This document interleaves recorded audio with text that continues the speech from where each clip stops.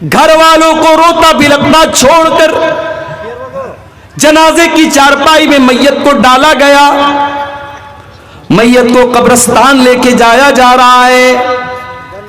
रिश्तेदार मैयत की चारपाई को कांधा दे रहे हैं। बेटा कांधा दे रहा है, पोता कांधा दे रहा है, भतीजा कांधा दे रहा है, भांजा कांधा दे रहा है। जो अपनी स्कॉर्पियो से, अपनी फॉर्च्यूनर से गांव गांव नगर नगर घूमा करता था, आज 4 लोगों के कंधे पर सवार होकर के उसकी चारपाई कब्रिस्तान जा रही है।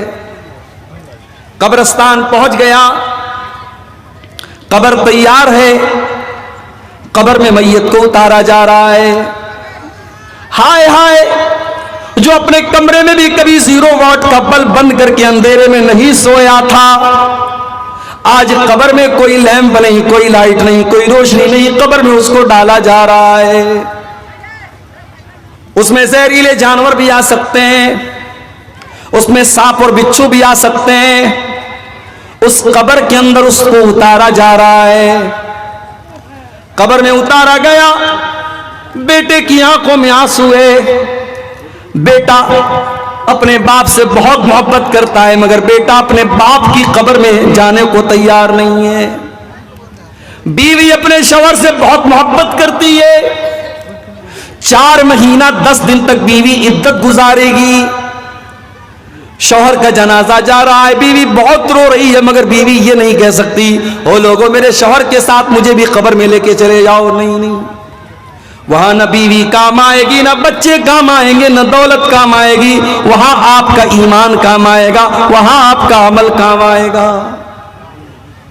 अल्लाह के नबी फरमाते हैं, जब इंसान को मौत आती है 3 चीजें उसके पीछे पीछे जाती हैं। माल जाता है, औलाद जाता है, औलाद जाती है, अमल जाता है। मरते ही माल अपना रिश्ता तोड़ देता है। जैसे ही सांस की डोर थम गई, जैसे ही दिल की धड़कन रुक गई, माल ने रिश्ता तोड़ दिया, माल दूसरों का हो गया। औलाद कब्र तक साथ देती है, लेकिन कब्र में मिट्टी डालने के बाद औलाद भी चली जाती है। अब कब्र में जब मुनकर नकीर आएंगे और आपसे सवाल करेंगे, मन रब्बू का, तेरा रब कौन है? मन नबियों का, तेरे नबी कौन है? माँ दीनों का, तेरा दीन क्या है? मेरे प्यारे भाइयों, उस कब्र की तारीकी में इन 3 सवालों का जवाब आपको खुद ही देना पड़ेगा, खुद ही देना पड़ेगा। मेरे नौजवानों, ये हीरोगिरी छोड़ दो, ये सड़कों पर तमाशे लगाना छोड़ दो, ये लड़कियों को छेड़ना छोड़ दो, ये बेगैरती और बेहयाई छोड़ दो। कब्र में आपको आपकी नेकियां काम आएंगी और आपके गुनाह सजा का सबब बनेंगे। मेरे प्यारे साथी, वमल हयातुद दुनिया इल्ला मताउल गुरूर। कुरान कहता है ये दुनिया तो धोखे का सामान है। ये दुनिया देखने में बहुत बड़ी लग रही है, मगर आखिरत में इस दुनिया की कोई हैसियत नहीं होगी। अल्लाह के नबी उदाहरण देते हैं, मिसाल देते हैं, एग्जाम्पल देते हैं। एक आदमी को लाया जाएगा कयामत के दिन, यूता बिअनअम अहलिद दुनिया, वो दुनिया में बहुत ऐशो आराम से रहने वाला होगा।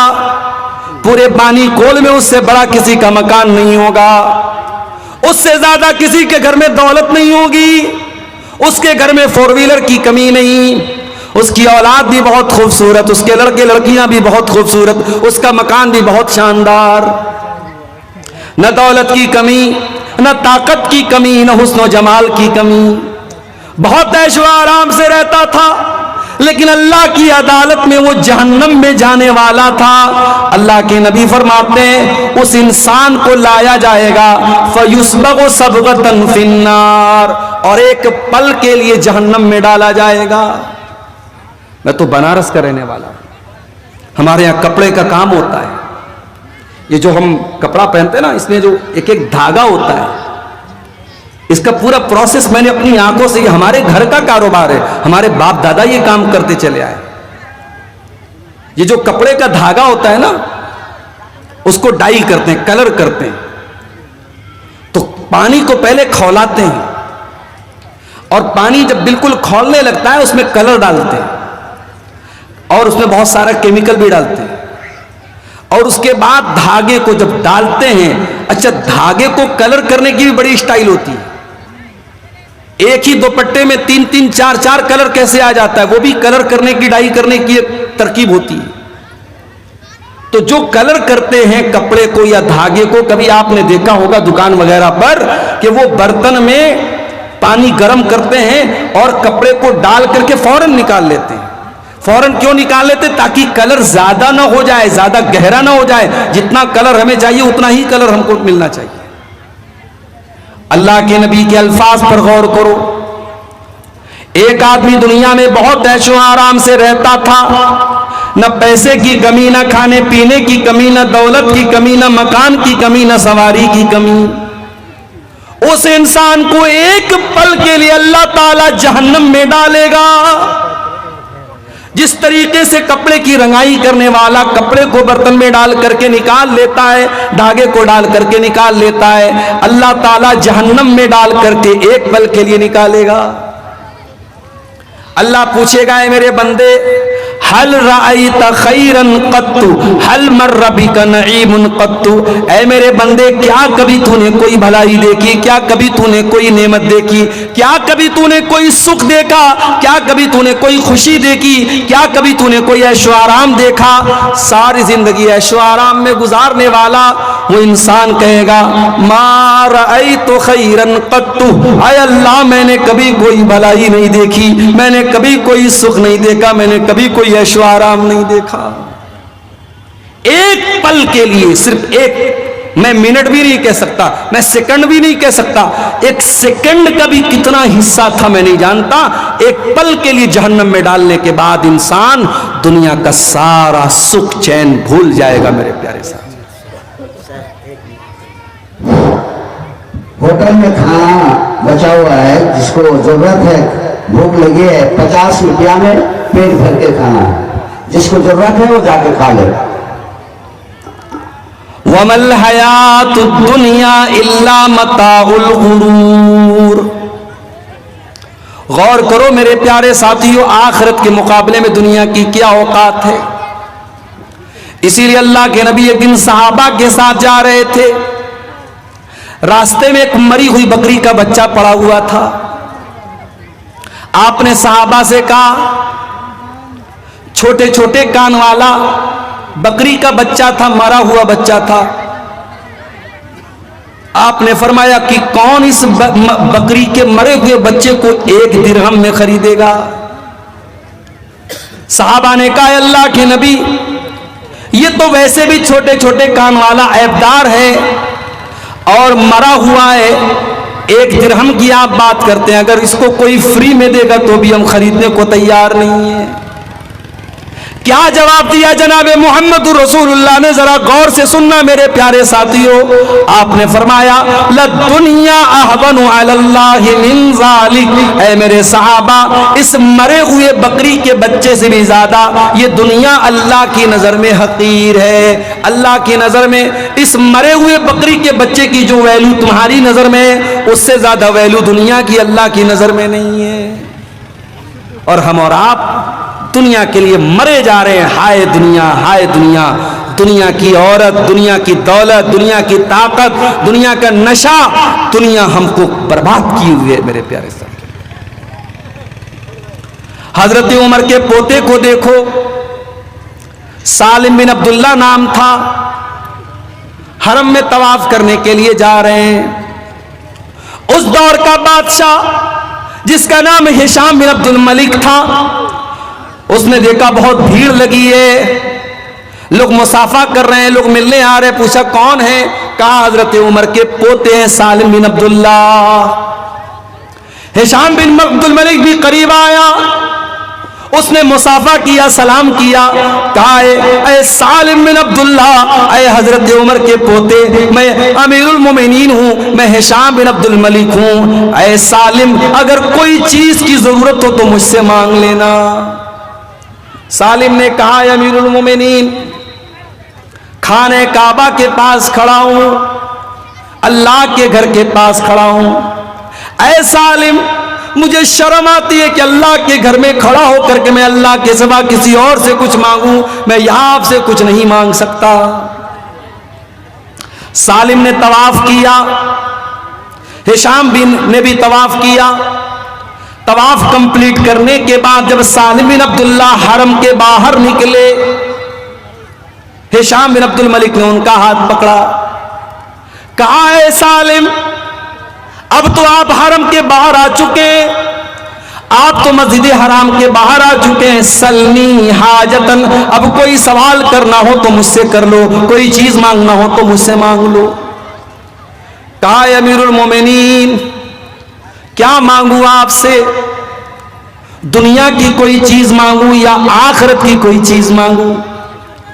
कहा है सालिम, आखिरत की कोई चीज देने के काबिल तो मैं नहीं हूं, हाँ दुनिया की कोई चीज अगर चाहिए तो मैं देने को तैयार हूं। कहा है अमीरुल मोमिनीन, मा साल तो दुनिया मिम्मन यमलिकुहा फकैफ असअलुहा मिम्मन ला यमलिकुहा। ऐ अमीरुल मोमिनीन हिशाम बिन अब्दुल मलिक, मैंने तो दुनिया का सवाल उस जात से भी नहीं किया जो दुनिया की मालिक है, मैंने तो अल्लाह से भी दुनिया का कोई सवाल नहीं किया, मैंने दुनिया की कोई चीज अल्लाह से भी नहीं मांगी, मैं उससे क्यों दुनिया मांगू जो दुनिया का मालिक भी नहीं है? जो दुनिया का मालिक है अल्लाह तबारक व तआला, मैंने तो दुनिया उससे भी नहीं मांगी है। ऐ हिशाम बिन अब्दुल मलिक, मैं आपसे दुनिया क्यों मांगूं? आप तो दुनिया के मालिक भी नहीं है। मेरे प्यारे साथियों, ये हजरत उमर के पोते की सोच है, ये सालिम बिन अब्दुल्ला की सोच है। और आगे बढ़िए, हारून रशीद का दौर है।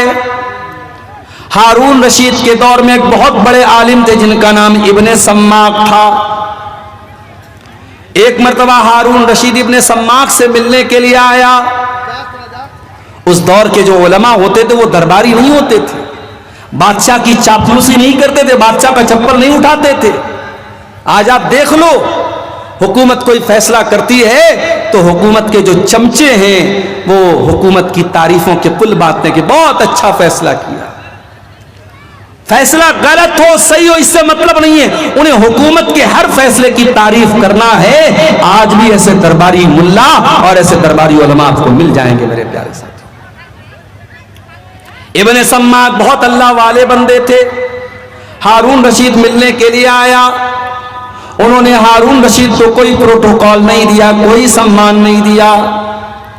हारून रशीद ने कहा, इब्ने सम्माक आप इस दौर के बहुत बड़े आलिम हैं, मुझे कुछ नसीहत कर दीजिए, मुझे कुछ समझा दीजिए, मुझे प्यार से कुछ बातें बता दीजिए।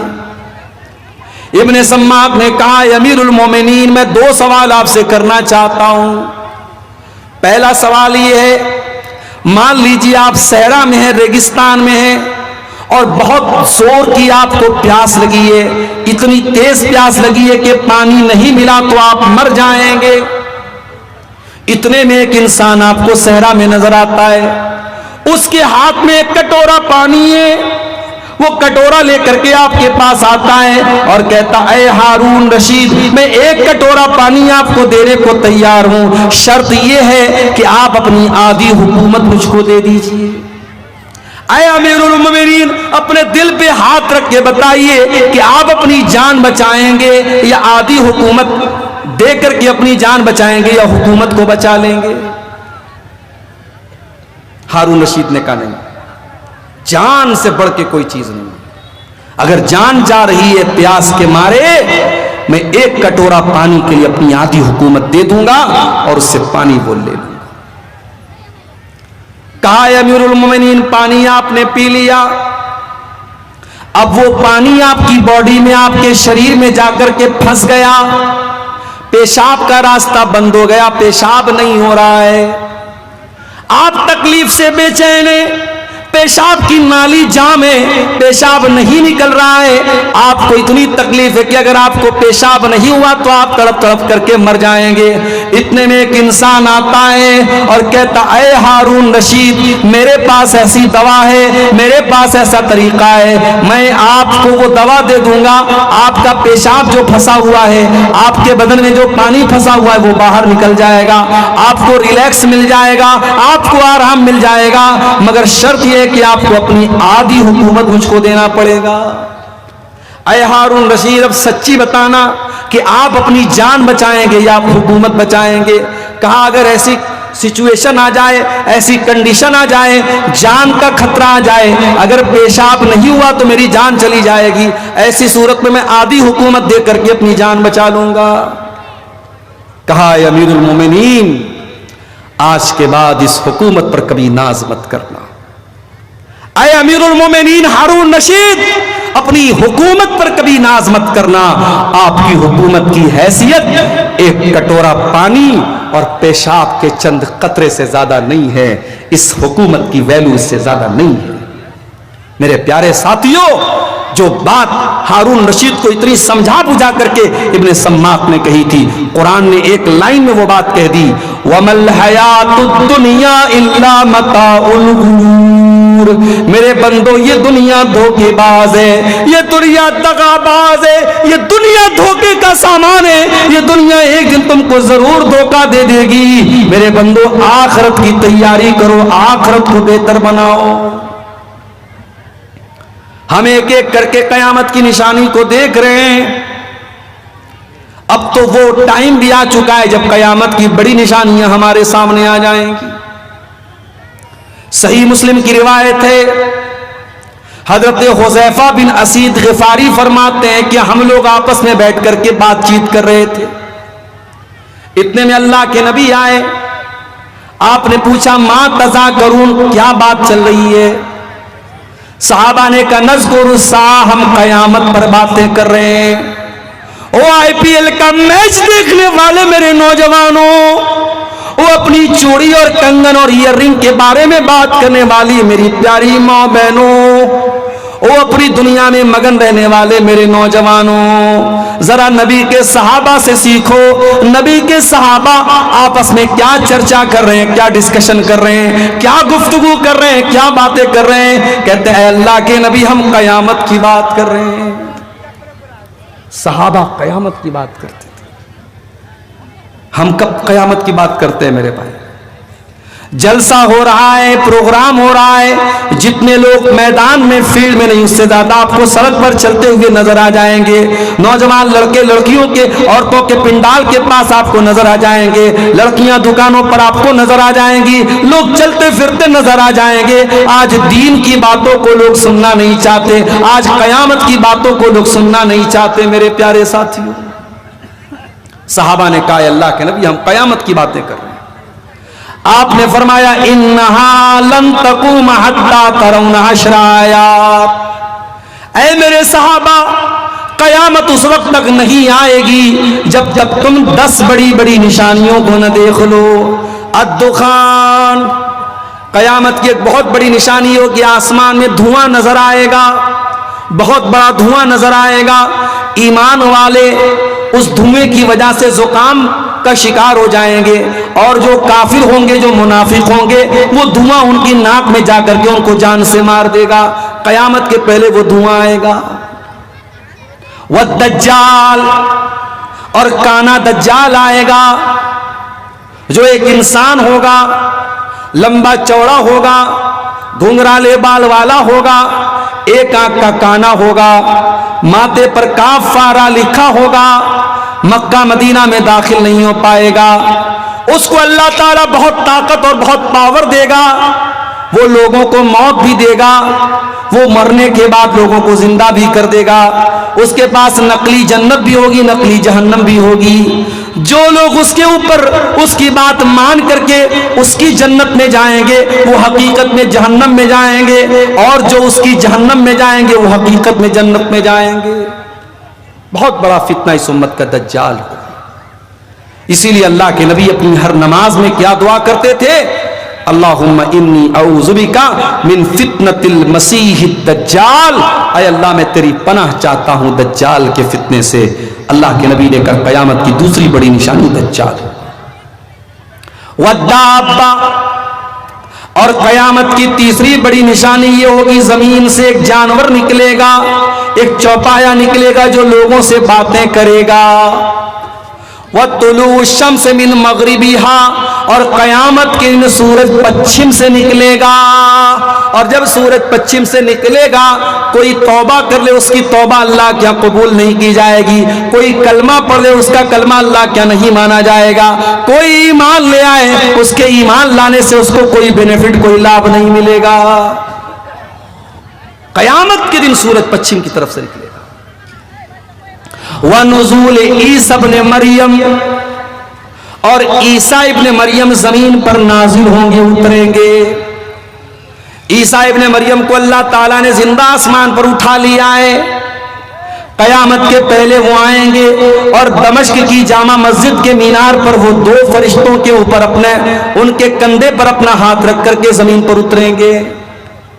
तकरीबन 40 साल तक ईसा अलैहिस्सलाम दुनिया में रहेंगे, दज्जाल को कत्ल करेंगे, सूअर को खत्म कर देंगे, यहूद व नसारा से डायरेक्ट जंग करेंगे, या तो इस्लाम लाओ या जंग करो। उनके दौर में बहुत अमन शांति होगी। ईसा अलैहिस्सलाम अपनी शरीयत लेकर के नहीं आएंगे, वो भी मस्जिद में आकर के नमाज पढ़ेंगे मुसलमान इमाम के पीछे, उम्मत मोहम्मदिया के इमाम के पीछे वो नमाज पढ़ेंगे, वो नबी की हैसियत से नहीं आएंगे। ईसा इब्न मरियम कयामत के पहले नाजिल होंगे, हमारा ईमान है उसके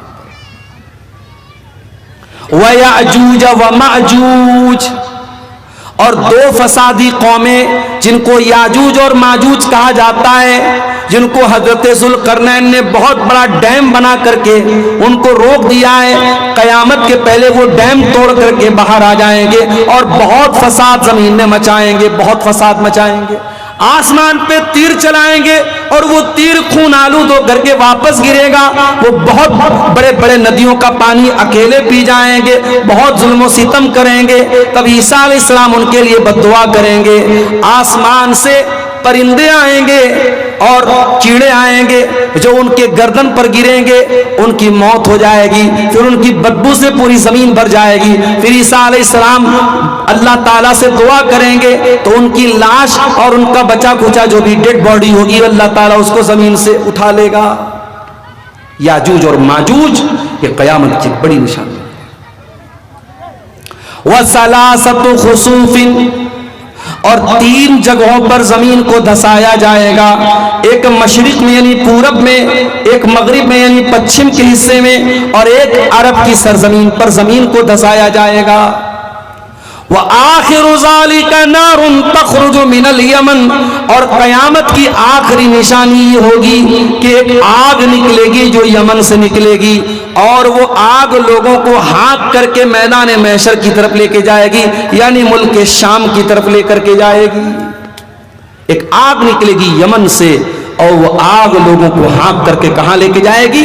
मैदान महशर की तरफ, यानी मुल्क के शाम की तरफ लेके जाएगी। ये कयामत की 10 बड़ी निशानियां अल्लाह के नबी ने इस हदीस में बयान की। कयामत की और भी बहुत सारी निशानियां अल्लाह के नबी ने बयान की। जंगे तबूक का मौका था, हजरत औफ बिन मालिक कहते मैं अल्लाह के नबी के पास आया।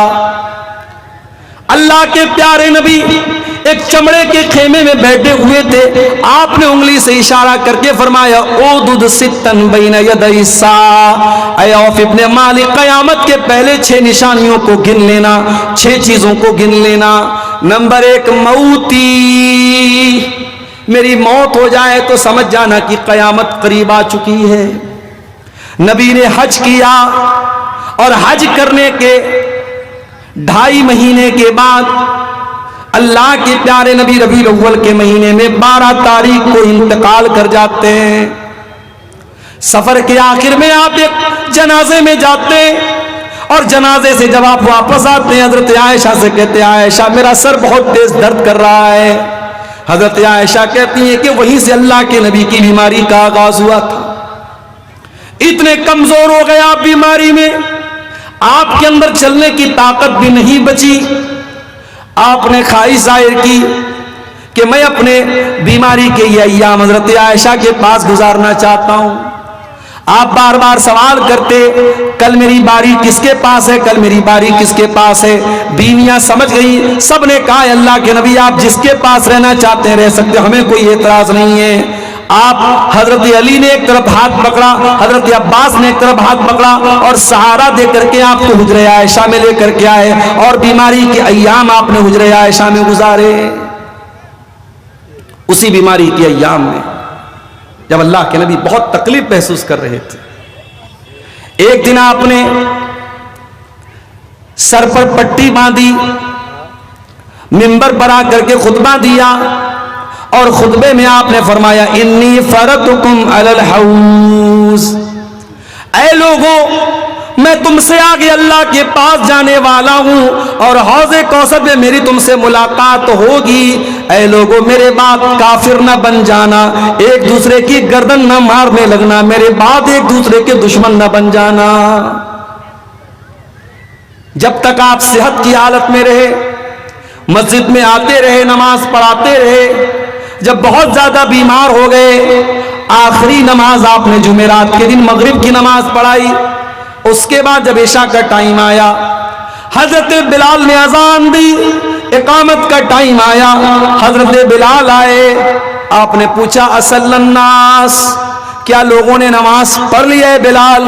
कहा नहीं है अल्लाह के नबी, लोग आपका इंतजार कर रहे हैं। आपने कहा पानी लाओ, पानी लाया गया, आपने गुस्ल किया, गुस्ल करने के बाद आप खड़े हुए लेकिन बेहोश होकर के गिर पड़े। फिर होश आया, आपने पूछा कि क्या लोगों ने नमाज पढ़ ली? नहीं है अल्लाह के नबी, लोग आपका इंतजार कर रहे हैं। आपने फिर गुस्ल किया, फिर खड़े हुए, फिर जाने लगे, फिर बेहोश होकर के गिर पड़े। 3 बार ऐसा हो गया। आप समझ गए अब जाने की ताकत नहीं है। आपने कहा कि जाओ अबू बकर से कहो वो लोगों को नमाज पढ़ाए। हजरत आयशा कहती हैं मुझे थोड़ा सा डर पैदा हुआ, मुझे ऐसा लगा कि नबी बीमार हैं और नबी के मुसल्ले पर मेरे बाप खड़े होंगे, अच्छा मैसेज नहीं जाएगा, अच्छा संदेश नहीं जाएगा। मैंने कहा अल्लाह के नबी किसी और को इमाम बना दीजिए, मेरे बाप को मत बनाइए। मैंने कहा अल्लाह के नबी इन्ना अबा बकरिन रजुलुन नसीफुन, मेरे अब्बा अबू बकर बड़े कमजोर दिल के हैं, बहुत जल्दी रोने लगते हैं, वो नमाज नहीं पढ़ा पाएंगे, आप किसी और को इमाम बना दीजिए। आपने बड़े गुस्से में फरमाया कि खबरदार, अल्लाह ताला को कोई और मंजूर नहीं है, उसके रसूल को कोई और मंजूर नहीं है और ईमान वालों को कोई और मंजूर नहीं है। जाओ अबू बकर से कहो वो लोगों को नमाज पढ़ाए। 17 टाइम की नमाजें अल्लाह के नबी की जिंदगी में जनाब अबू बकर सिद्दीक रजी अल्लाह ताला ने पढ़ाई थी। सनीचर का दिन आया, अल्लाह के नबी को अपनी तबीयत थोड़ी बेहतर महसूस हुई, मस्जिद में आए, खुतबा दिया। खुतबे में आपने फरमाया ऐ लोगों, अल्लाह ताला अपने एक बंदे को इख्तियार दे रहा है, चॉइस दे रहा है कि ऐ मेरे बंदे, तू चाहे तो दुनिया ले ले और चाहे तो तू मेरे पास आ जा, चाहे तो तू दुनिया की दौलत ले ले, दुनिया का ऐशो आराम ले ले और चाहे तो तू मेरे पास आ जा। फख्तारा मा इंदहू, तो अल्लाह के उस बंदे ने दुनिया को ठुकरा करके अल्लाह के पास जाना कबूल कर लिया। अभी इतना आपने कहा था, अबू बकर सिद्दीक ज़ारो कतार रोने लगे और कहने लगे मेरे माँ बाप पर कुर्बान हूं, ऐ अल्लाह के नबी। साहबा कहते हैं हमें बड़ी हैरत हुई, अबू बकर को क्या हो गया है, ये क्यों रो रहे हैं? अल्लाह के नबी तो एक कॉमन बात कर रहे हैं, काम बात कर रहे हैं, ये अबू बकर को क्या हो गया, अबू बकर क्यों रो रहे हैं? बाद में हमें पता चला कि अबू बकर हम में सबसे समझदार इंसान थे, अल्लाह के नबी किसी और के लिए अपनी बात कर रहे थे और आप ये इशारा दे रहे थे कि बहुत जल्दी आप अल्लाह के पास जाने वाले हैं। उसी खुतबे में आपने फरमाया कि ऐ लोगों, मेरे ऊपर सबसे ज्यादा अगर किसी ने एहसान किया है अपने माल के जरिए, अपनी सोबत के जरिए, तो अबू बकर ने किया है।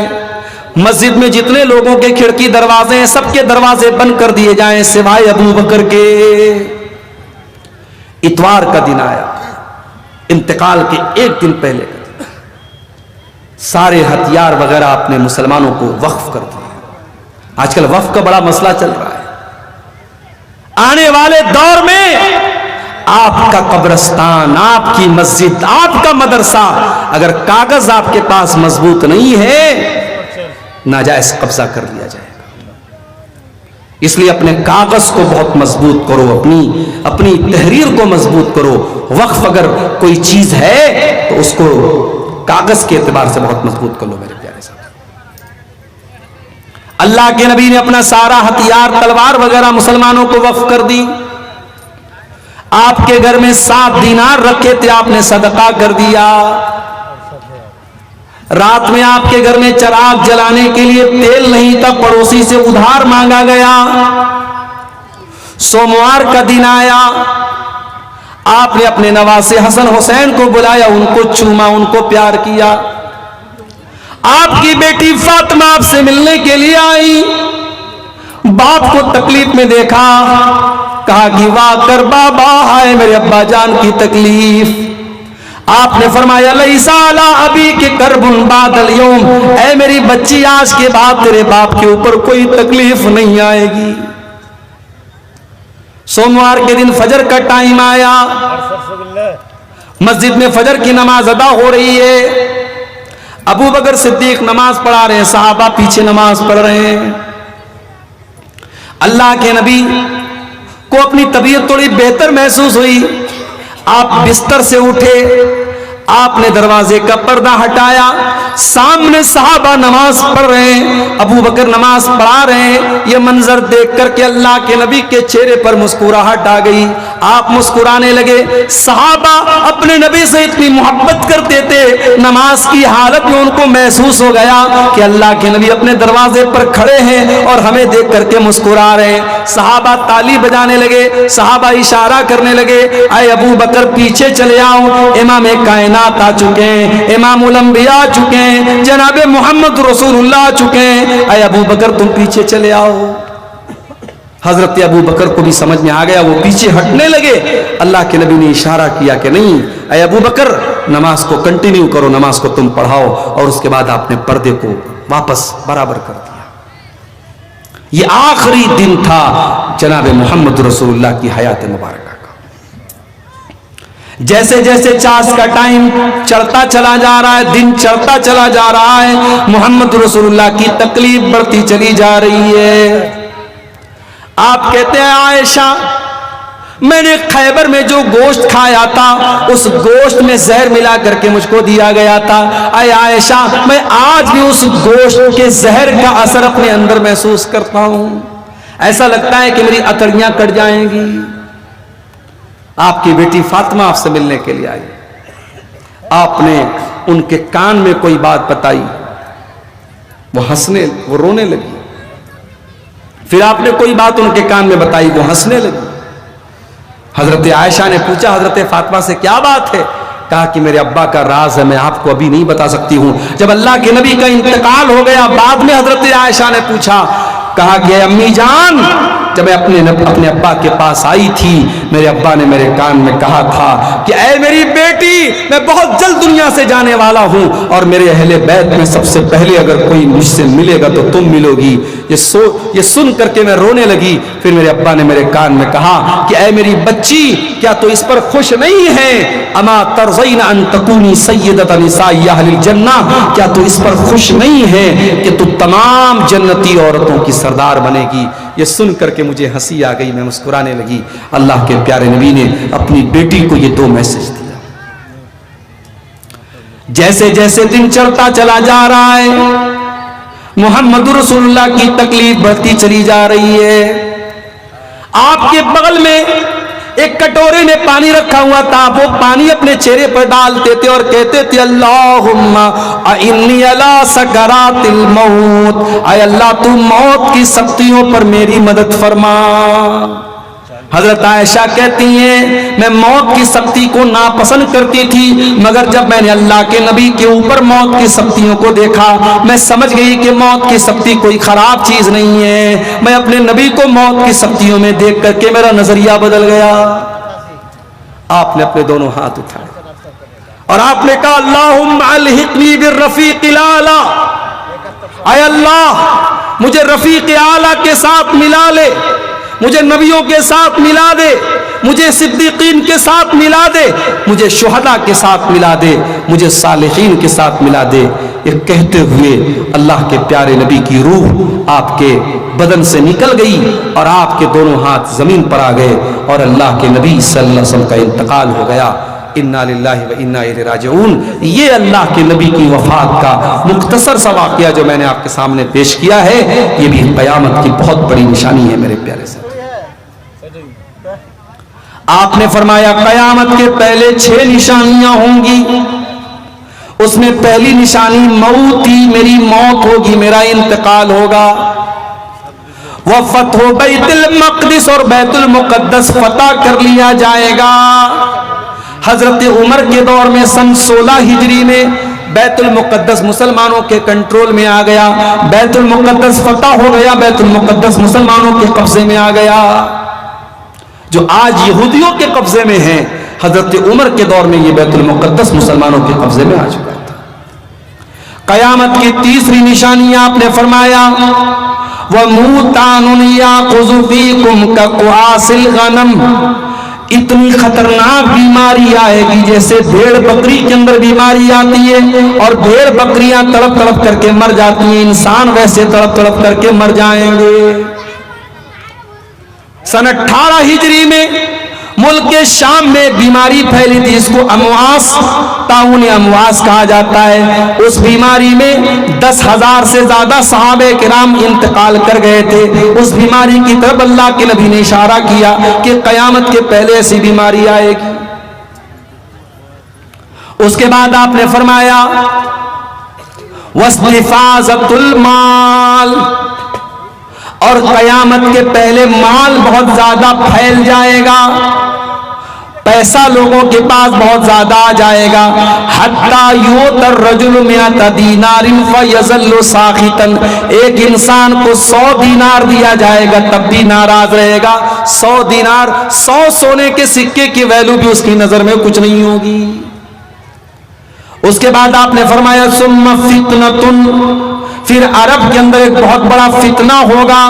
ला यबका बैतुम मिनल अरब इल्ला दखलतहु, अरब के हर घर में वो फितना दाखिल हो जाएगा।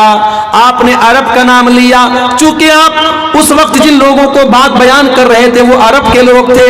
आज के दौर में ये हदीस हमारे ऊपर भी लागू होती है कि ऐसा फितना आ जाएगा जो हर घर में दाखिल हो जाएगा। जैसे मोबाइल का फितना है, जैसे सोशल मीडिया का फितना है। दीनदार आदमी है, दाढ़ी वाला है, नमाजी है, माथे पर सजदे का निशान है, उसके फेसबुक पर भी नंगी तस्वीर आ रही है, उसके यूट्यूब पर भी बेहुदा फोटो और वीडियो आ रहे हैं।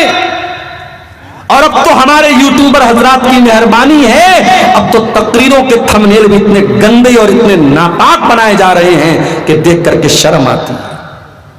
क्या ये फितना नहीं है? तो बहुत बड़ा फितना है मेरे प्यारे साथियों। कहते हैं कि कुत्ते की दुम सीधी हो सकती है, इंसान अगर जिद्दी हो तो कभी सीधा नहीं हो सकता है।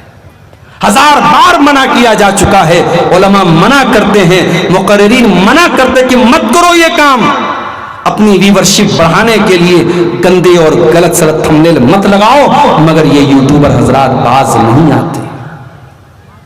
अभी इसी कटिहार का एक यूट्यूबर, मेरी एक तकरीर पर उसने थंबनेल लगाया, मैंने वक्फ बोर्ड के बारे में कुछ, वक्फ बिल के बारे में कुछ बातें बोली थी एक तकरीर में, उसने थंबनेल लगा दिया नीतीश कुमार का फोटो, मोदी जी का फोटो और कई नेताओं का फोटो लगा करके उसने बिल्कुल गलत मैसेज दे दिया मेरी तकरीर का। और बाद में इंडिया न्यूज वाले ने भी उस क्लिप को चलाया कि मौलाना भड़का रहा है मुसलमानों को।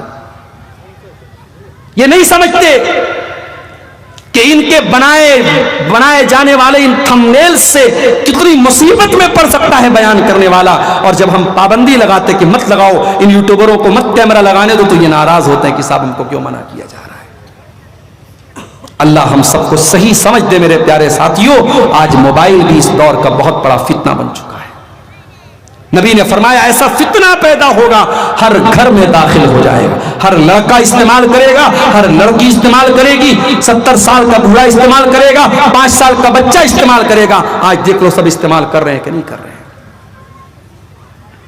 उसके बाद आपने फरमाया कयामत की एक निशानी ये भी होगी, सुन्ना हुदनतुन तकूनु बैनकुम व बैन बनिल अस्फर, तुम्हारे दरमियान और रूमियों के दरमियान सुलह होगी, फिर रूमी गद्दारी करेंगे और तुमसे लड़ने के लिए बहुत बड़ी फौज लेकर के आएंगे, 12 अलग अलग झंडों वाली फौज लेकर के 12 कंट्री के लोग तुमसे लड़ने के लिए आएंगे और हर झंडे के नीचे 80,000 की फौज होगी, यानी लाखों की फौज तुमसे मुकाबला करने के लिए आएगी।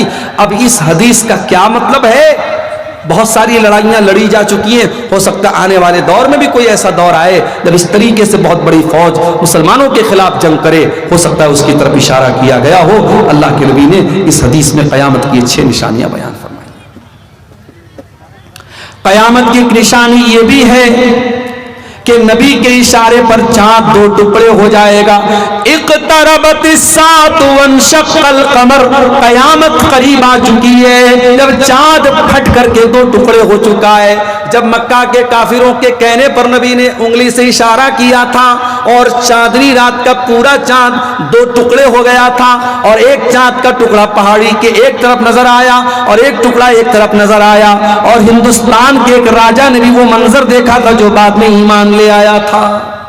तारीख हमें, इतिहास हमें यह भी बताता है कि चांद के जब 2 टुकड़े हुए तो भारत की सरजमीन से एक राजा ने देखा था, इसका नाम राजा दीबल लिखा है मौर्रिखीन ने, और वो सिंध का राजा था जो बाद में ईमान भी ले आया था। मेरे प्यारे साथियों, चांद का 2 टुकड़े होना यह भी कयामत की एक निशानी है।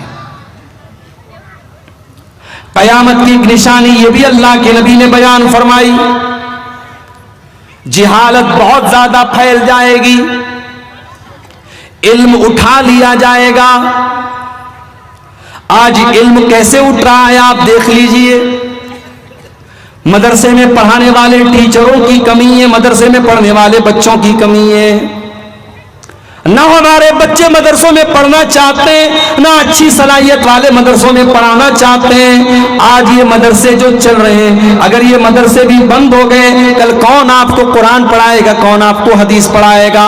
मेरे प्यारे भाइयों, अगर ये मदरसे भी बंद हो गए, कल आपके बच्चों को, कल आपकी आने वाली नस्लों को कुरान पढ़ाने वाला कोई नहीं बचेगा। आपके मरने पर कोई जनाजा पढ़ाने वाला नहीं होगा, आपकी बच्ची के निकाह पर कोई निकाह पढ़ाने वाला नहीं होगा। जाहिल लोग निकाह पढ़ाएंगे, जाहिल लोग नमाज पढ़ाएंगे, जाहिल लोग जनाजा पढ़ाएंगे, जाहिलों का दौरा हो जाए। आज आप देख ले, अब तो माशाल्लाह एआई का दौर आ गया है। आईफोन आपके पास है, उसमें एआई है। श्री बताओ ईशा की नमाज में कितनी रकात है, श्री आपको बता देगी ईशा में कितनी नमाज है। सैमसंग का फोन आपके पास है, उसमें जेमिनी के नाम से एआई का ऐप है। जेमिनी बताओ वजू का तरीका क्या है, वो बता देगी जेमिनी आपको वजू का तरीका क्या है। अभी एक नया एआई टूल आया है गुरूक के नाम से, उससे जो पूछो वो जवाब दे देता है। अब लोग कहते हैं मौलाना लोगों की अब हमें जरूरत नहीं है, अब तो हम एआई से पूछ लेंगे। याद रखो मेरे प्यारे साथियों, यह मोबाइल जितनी तरक्की कर जाए और एआई का दौर आ जाए, तब भी आपको उलमा की जरूरत पड़ेगी, क्योंकि एआई वही बातें बयान करेगा जो उसके डेटाबेस में डाली गई होंगी। वो अपनी इंटेलिजेंस से, अपने ज़हानत के जरिए जवाब देगी। उसका जवाब गलत भी हो सकता है, उसका फतवा गलत भी हो सकता है। आपको उलमा की बहरहाल जरूरत पड़ेगी, क्योंकि कुरान कहता है फस्अलू अहल ज़िक्र इन कुंतुम ला तालमून, अगर तुम्हें कोई मसला मालूम नहीं है तो तुम उलमा से सवाल करो। अल्लाह के नबी फरमाते हैं कयामत के पहले ऐसा दौर आएगा, उलमा को अल्लाह ताला उठा लेगा। आज बिहार की सरजमीन से बड़े बड़े उलमा इंतकाल करते चले जा रहे हैं। झारखंड के बड़े आलिम थे मौलाना अब्दुल अजीज अक्कानी, इंतकाल कर गए। बिहार के, यूपी के, बंगाल के जितने बड़े बड़े उलमा जो वाकई में आलिम थे वो दुनिया से जाते चले जा रहे हैं, इंतकाल होता चला जा रहा है। अब वो लोग बचे जिनके पास इल्म उतना नहीं है, इतना मजबूत इल्म नहीं है। कयामत के पहले उलमा दुनिया से चले जाएंगे, हत्ता कि वो दौर आ जाएगा लोग जाहिलों को अपना सरदार बना लेंगे, जाहिलों से फतवा पूछेंगे और जाहिल उनके फतवों का जवाब देंगे और वो खुद भी गुमराह होंगे और दूसरों को गुमराह करेंगे। तो कयामत की एक बहुत बड़ी निशानी इल्म का उठा लिया जाना है। कयामत की एक निशानी यह भी होगी, बेईमान लोगों को ओहदा दिया जाएगा, कुर्सी दी जाएगी, जिम्मेदारी दी जाएगी। आपने फरमाया इज़ा ज़ुय्यतिल अमानतु फंतज़िरिस्साह, ऐ मेरे सहाबा, जब अमानत को बर्बाद कर दिया जाए तो कयामत का इंतजार करना। सहाबा ने कहा अल्लाह के नबी, अमानत को कैसे बर्बाद कर दिया जाएगा? आपने फरमाया इज़ा वुस्सिदल अम्रु इला गैरि अहलिही, जब जिम्मेदारी ना अहल लोगों को दे दी जाए। मदरसे का नाज़िम कौन है? जो जाहिल है। मस्जिद का मुतवल्ली कौन है? जो एक टाइम की नमाज नहीं पढ़ता है।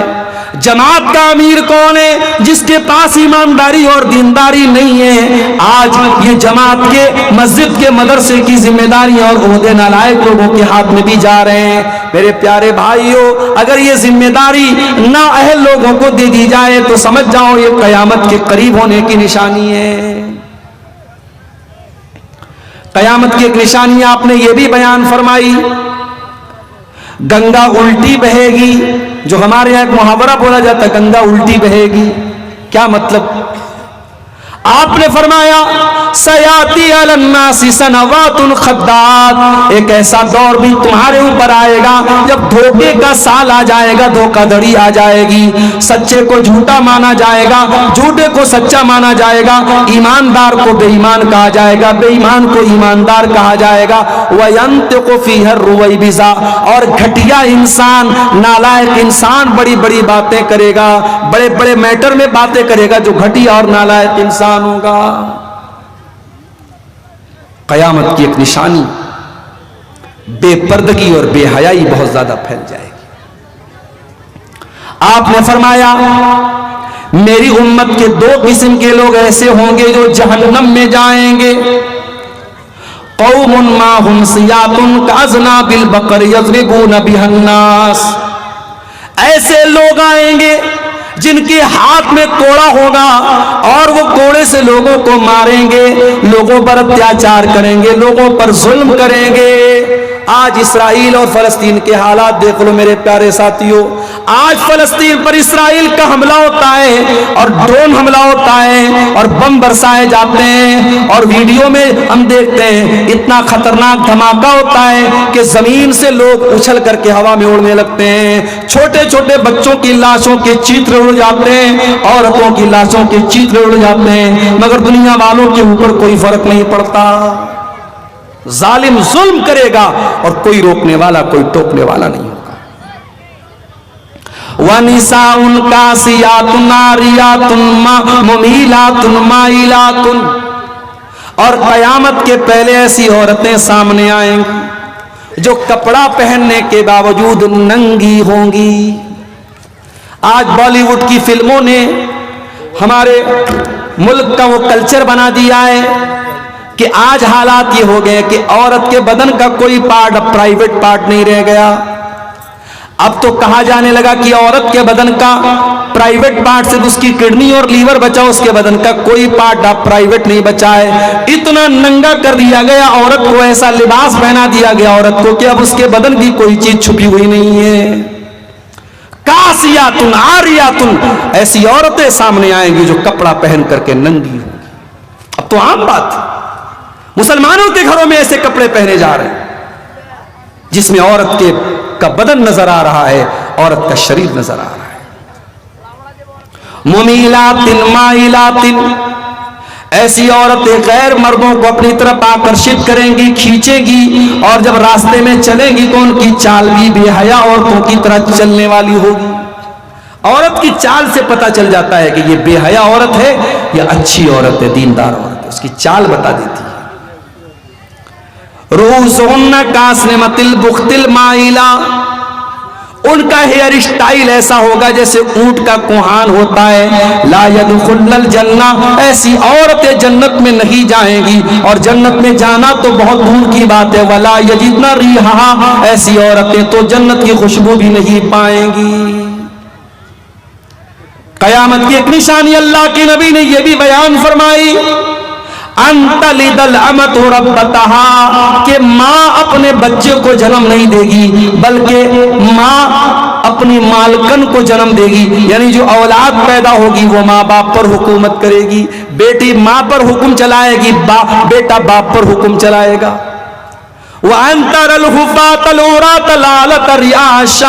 और तुम देखोगे नंगे बदन रहने वाले लोग, नंगे पैर रहने वाले लोग, नंगे सर रहने वाले लोग बड़े बड़े मकान बना करके, बड़ी बड़ी बिल्डिंग बना करके फख्र करेंगे।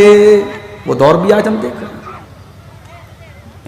कयामत की निशानी आपने ये भी बयान फरमाई कि मस्जिदों को लोग रास्ते की गुजरगाह बना लेंगे, मस्जिद में आएंगे, पेशाब करेंगे, लेटरिन करेंगे, मगर नमाज नहीं पढ़ेंगे। मस्जिदों को शौचालय और मूत्रालय बना दिया जाएगा, मस्जिद में इंसान आएगा मगर नमाज नहीं पढ़ के पेशाब करके निकल जाएगा। कयामत की निशानी आपने ये भी बयान फरमाई कि मस्जिदें बहुत ऊंची ऊंची, बहुत शानदार बनाई जाएंगी, मगर मस्जिद को कोई आबाद करने वाला नहीं होगा। मस्जिद तो बना ली शब भर में ईमान की हरारत वालों ने, मन अपना पुराना पापी था, बरसों में नमाजी बन न सका। कयामत की एक निशानी आपने ये भी बयान फरमाई, खुल्लम खुल्ला पब्लिक प्लेस पर, सार्वजनिक स्थल पर रेप किया जाएगा। अभी बनारस में पिछले महीने की न्यूज है, पिछला महीना भी मैं ज्यादा बता रहा हूं, अप्रैल की शुरू की न्यूज है। एक लड़की के साथ 23 लड़कों ने 7 दिन में रेप किया। 7 दिन तक 23 लड़कों ने एक लड़की के साथ रेप किया। दुनिया कहां जा रही है मेरे प्यारे साथी? हालात ये हैं, शादीशुदा औरत अपने पति को धोखा देती है, शौहर नेवी में काम करता है, उसका चक्कर किसी और के साथ चलता है, अपने आशिक के साथ मिलकर के अपने पति का कत्ल करती है, अपने शौहर का कत्ल करती है, और शौहर की बॉडी के टुकड़े टुकड़े करके ड्रम में भरती है और सीमेंट से पैक करती है और अपने आशिक के साथ शिमला और मनाली घूमने निकल जाती है। हम तो वो दौर देख रहे हैं। प्यार मोहब्बत ये सब ढकोसला बन गया है, सब हवस और शरीर को पाने की तलब और वासना, उससे बढ़ के कुछ नहीं है मेरे प्यारे साथी। इसीलिए अल्लाह के नबी फरमाते हैं, उस अल्लाह की कसम जिसके हाथ में मेरी जान है, ये उम्मत उस वक्त तक फना नहीं होगी जब तक वो दौर ना आ जाए। हत्ता यक़ूम अर्रजुलु इलल मरअती, एक इंसान औरत के पास जाएगा, फयफ्तरिशुहा फित तरीक़, और रास्ते में उस औरत के साथ गलत काम करेगा। और उस दौर में जो नेक इंसान होगा, वो सबसे बड़ा नेक इंसान वो होगा जो उस आदमी से जा करके कहेगा, लौ वारई तहा वरा हाज़ल हाय, ऐ मेरे भाई पब्लिक प्लेस में ये काम मत करो, सबके सामने ये काम मत करो, जाओ पेड़ के पीछे चले जाओ, दीवार के पीछे चले जाओ। आज कोई ऐसा शहर नहीं है जहां ऐसे होटल्स ना खुले हों, जिन होटलों के बारे में मशहूर है कि ये ज़िना के अड्डे होते हैं, और उन होटलों में आपको मुसलमान लड़के और मुसलमान लड़कियां भी ज़िनाकारी और बदकारी में मुलव्विस नजर आ जाएंगे मेरे प्यारे साथी। कयामत की एक निशानी अल्लाह के नबी ने यह भी बयान फरमाई, इन्ना बैन यदहि साति फुशुवत तिजारा,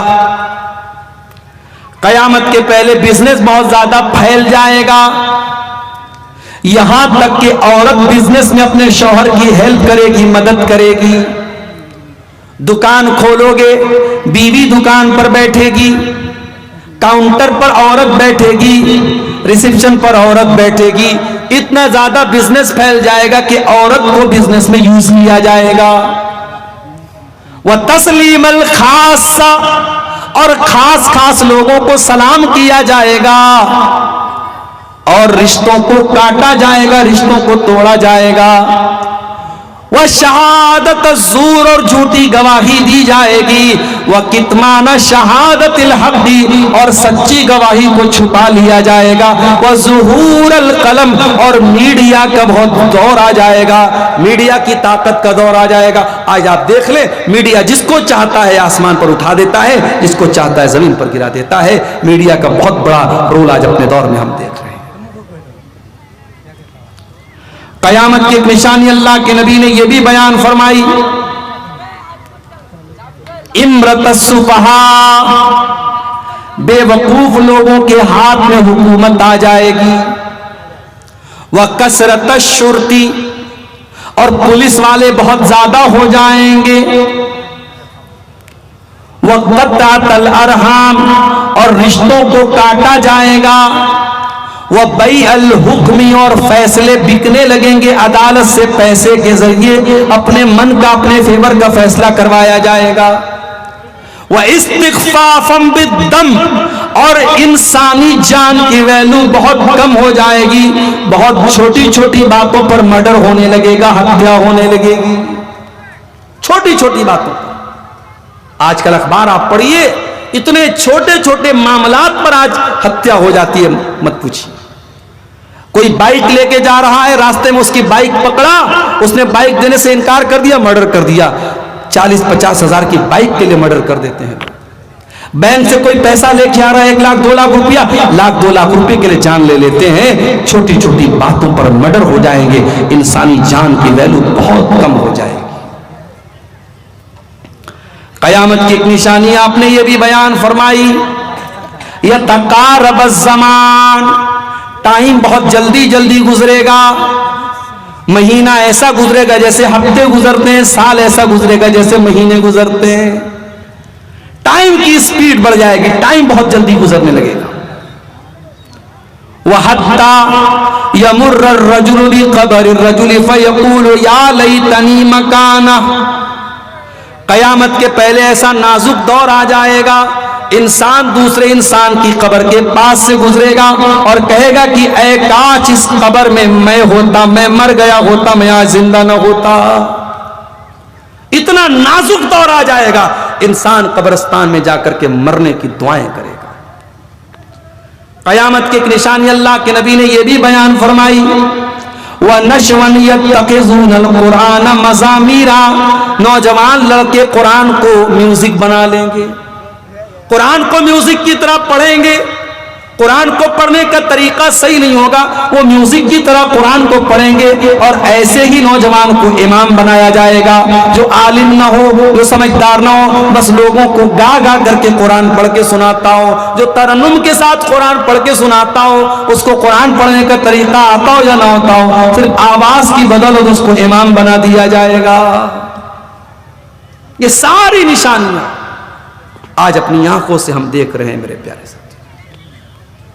कयामत के पहले वो दौर भी आएगा, लयशरबन्ना नासु मिन उम्मतिल खम्र युसम्मुनहा बिगैरि इस्मिहा, मेरी उम्मत के लोग शराब पिएंगे, नाम बदल बदल करके शराब पिएंगे। कोई विस्की बोलेगा, कोई रम बोलेगा, कोई बियर बोलेगा, कोई दारू बोलेगा, शराब का नाम बदल बदल के शराब को पिया जाएगा।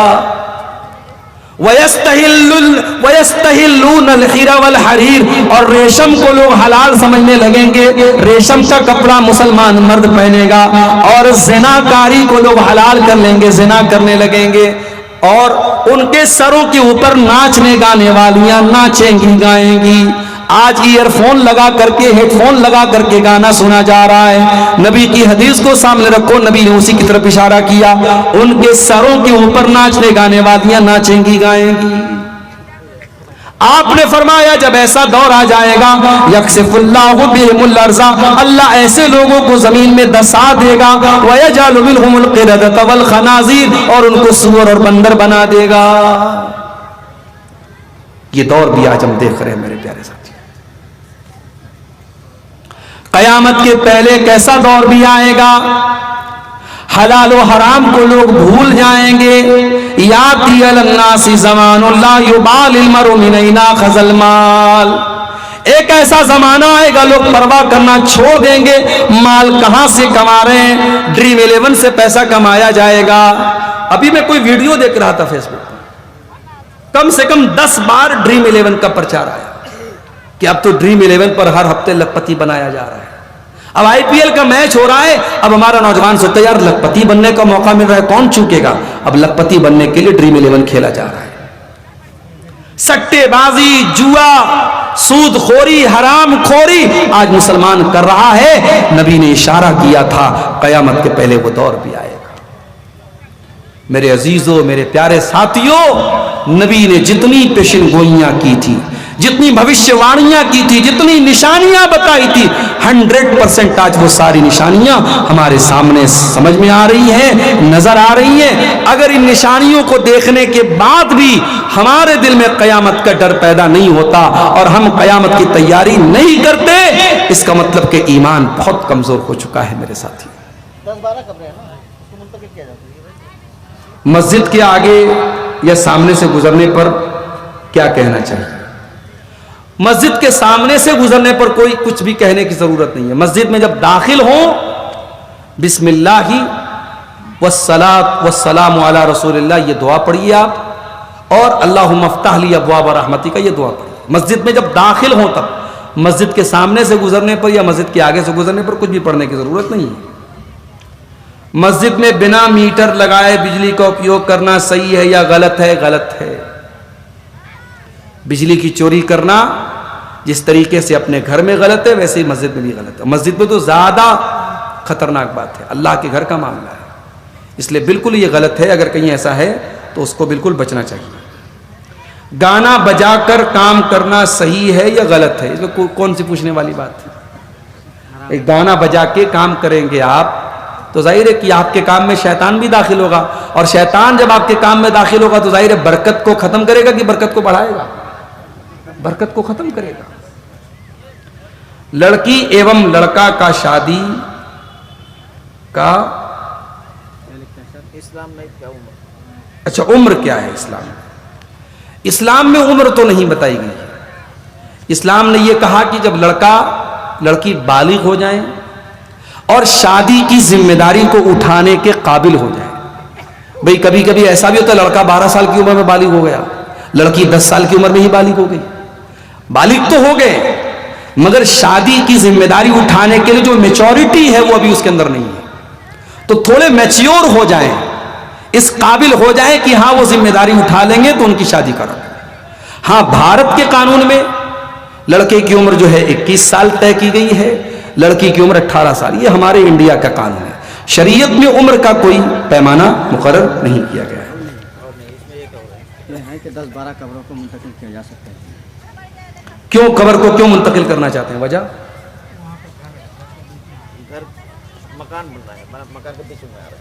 देखिए, अगर कोई कब्रिस्तान में है, वो जमीन, वो जगह कब्रिस्तान के तौर पे वक्फ की गई है, तो वहां पे घर बनाना हराम है, वहां पे घर बनाया ही नहीं जाएगा, और घर बनाने के लिए कब्र को कहीं ट्रांसफर नहीं किया जाएगा। हाँ, अगर किसी के मकान में कब्र बना दी गई और वहां जरूरत पड़ गई उस मकान को बनाने की, तो वहां उस कब्र को ट्रांसफर किया जा सकता है। वल्लाहु आलम बिस्सवाब। या इसी तरीके से अगर कहीं मस्जिद के अंदर कब्र है, पहले से पता नहीं था, बाद में मालूम हुआ कि कब्र, मस्जिद के अंदर कोई कब्र है, तो चूंकि कब्र के ऊपर मस्जिद और मस्जिद के ऊपर कब्र बनाना जायज नहीं है, तो मस्जिद के अंदर से भी उस कब्र को ट्रांसफर करके कब्रिस्तान में लेके जाया जाएगा। तो ये चंद बातें मैंने क़यामत की निशानियों के ताल्लुक से आपके सामने रखी हैं। मैं लगातार अभी इधर सफ़र भी हो रहे हैं, रातों में जागना, फिर सुबह क्लास भी करना, फिर अगले सफ़र पे निकल जाना। कभी सुबह का नाश्ता नहीं मिला, कभी दोपहर का खाना नहीं मिला, ऐसे ही ज़िंदगी गुजर रही है, सफ़र हो रहे हैं। अल्लाह ताला से दुआ हम करते हैं, अल्लाह ताला जो भी कोशिशें हो रही हैं अल्लाह उनको कबूल फरमाए। रब्बुल आलमीन हमारे यहाँ मिलने बैठने को, जमा होने को कबूल फरमाए। क़यामत की निशानियों पर जो चंद बातें आज मैंने आपके सामने रखी हैं, अल्लाह इन बातों से हम सबको नसीहत हासिल करने की तौफ़ीक़ अता फ़रमाए। अल्लाह हम सबको क़यामत की तैयारी की तौफ़ीक़ अता फ़रमाए। मदरसा अनवारुल उलूम जिस इदारे की तरक्की के लिए आज का ये प्रोग्राम हुआ है, अल्लाह इस इदारे को मज़ीद तरक्की अता फ़रमाए। इस इदारे में पढ़ने वाले बच्चों को अल्लाह दीन का खादिम बनाए। जिन भाइयों की मेहनत से आज का ये जलसा मुनक़िद हुआ है, अल्लाह उनकी मेहनत को कबूल फरमाए, उनके माल में, उनके अहल वयाल में बरकत पैदा फरमाए। जब तक अल्लाह ताला हमें दुनिया में ज़िंदा रखे, इस्लाम पर ज़िंदा रखे, और हम सब का खात्मा ईमान पर हो। आमीन। व आखिर दावाना अनिल हम्दुलिल्लाहि रब्बिल आलमीन। वस्सलामु अलैकुम व रहमतुल्लाहि व बरकातुहू।